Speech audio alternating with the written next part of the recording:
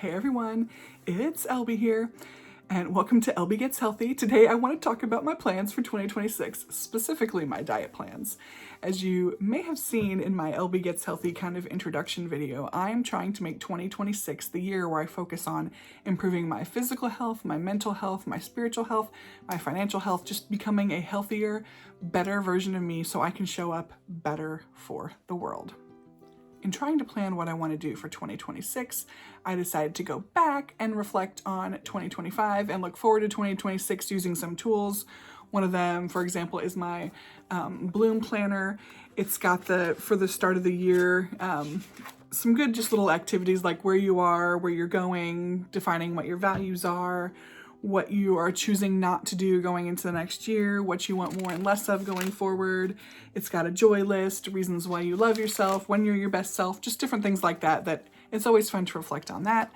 I also have been doing The Best Year Ever 2026 by Mel Robbins with my best friend.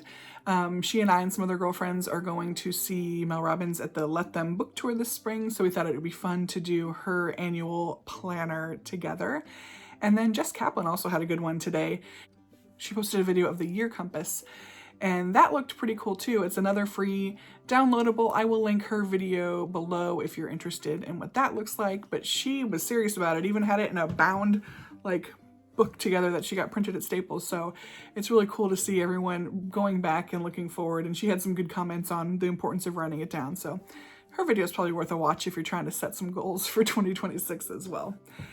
Anyway, the thing that I wanted to start with, and that I've said that I wanted to start with for 2026, out of all these great things we can do in our lives, is that I want to focus on my physical health, because that's the area I have neglected the most in the past couple of years.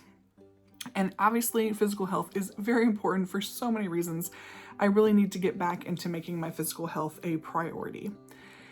In doing that, I reflected back on when I've been and felt very physically healthy.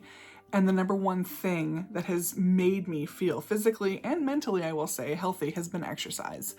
I used to exercise a lot. I would do all the things, and that has just become not a priority in my life. And in all this reflection, I've been like, man, I have just dropped exercise like a bad boyfriend or something. I don't even know, but I need to bring exercise back into my life to make it whole again.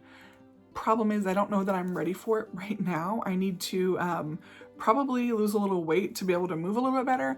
And then I also need to really focus on where I'm going to carve out time in my life and make this a priority.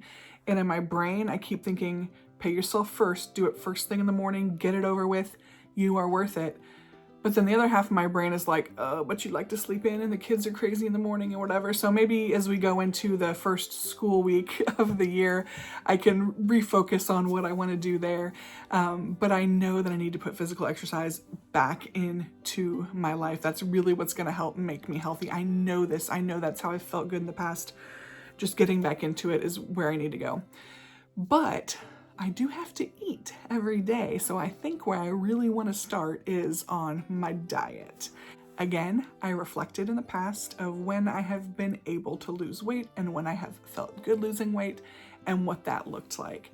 The number one thing I would say that I've done, or place I've been when I've lost weight that's made me feel the best, is counting calories.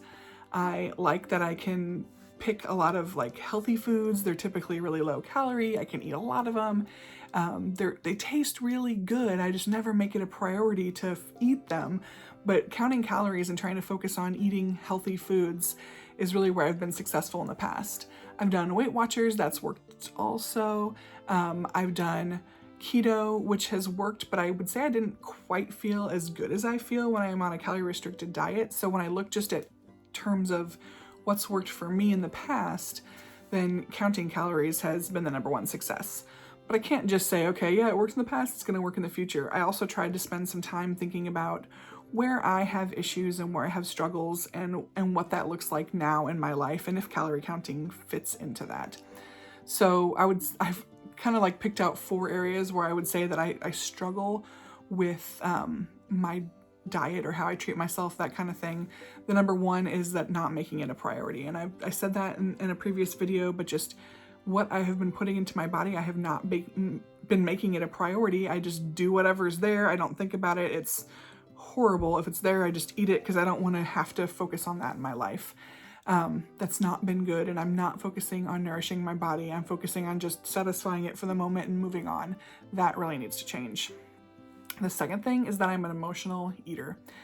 If I'm stressed, I'll eat. If I'm bored, I'll eat. If I'm happy, I'll eat. If I want to focus, I'll eat.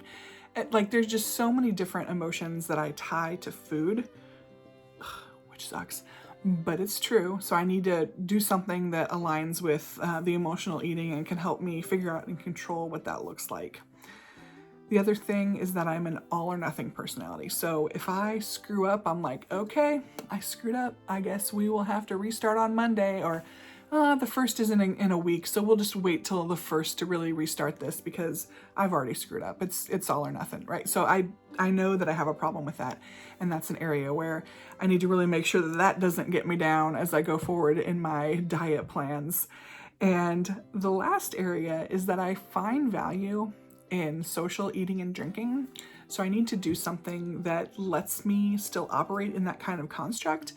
Obviously I can't go crazy in any, if I'm trying to restrict myself or be on keto or do whatever, but I want something that works for that. So I did think about all these things, looking at it with respect to calorie counting, if I did keto, or if I just did like hey, here's my healthy eating Sunday through Friday. Saturday's my day. If you want to go to lunch, let's go Saturday. If you want to do this, let's do Saturday. Saturday's like my cheat day where I don't have to worry about what I'm doing, how it's working, that kind of thing. So those are the three areas I was kind of trading with respect to what all my kind of mental issues are, or blocks with how I'm dieting and treating myself there.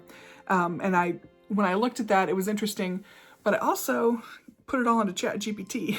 So I put what's worked for me in the past, how that's gone. I put where my struggles and issues are.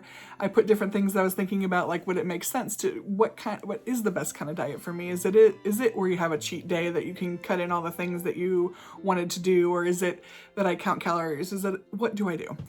And ChatGPT told me, count calories. So based on the way that my personality is, what's been successful for me in the past, and just the factors that I talked about, ChatGPT was like, counting calories is definitely the best thing for me, which I thought was very interesting, but it does make sense.